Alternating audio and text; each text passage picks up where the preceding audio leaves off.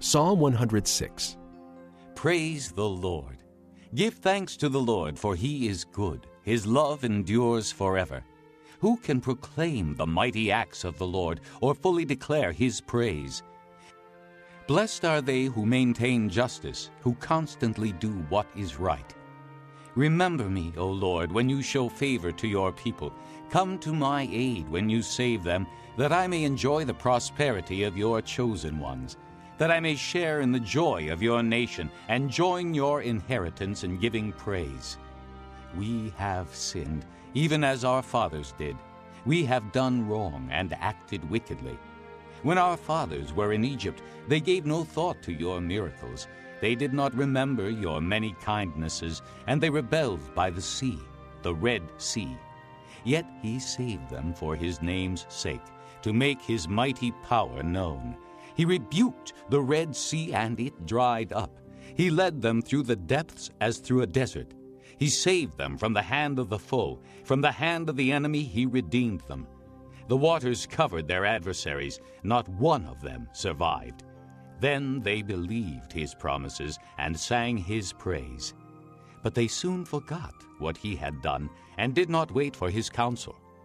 In the desert they gave in to their craving. In the wasteland they put God to the test. So he gave them what they asked for, but sent a wasting disease upon them. In the camp they grew envious of Moses and of Aaron, who was consecrated to the Lord. The earth opened up and swallowed Dathan. It buried the company of Abiram. Fire blazed among their followers. A flame consumed the wicked. At Horeb they made a calf and worshipped an idol cast from metal. They exchanged their glory for an image of a bull which eats grass. They forgot the God who saved them, who had done great things in Egypt, miracles in the land of Ham, and awesome deeds by the Red Sea. So he said he would destroy them. Had not Moses, his chosen one, stood in the breach before him to keep his wrath from destroying them? Then they despised the pleasant land. They did not believe his promise. They grumbled in their tents and did not obey the Lord. So he swore to them with uplifted hand that he would make them fall in the desert, make their descendants fall among the nations, and scatter them throughout the lands. They yoked themselves to the Baal of Peor, and ate sacrifices offered to lifeless gods.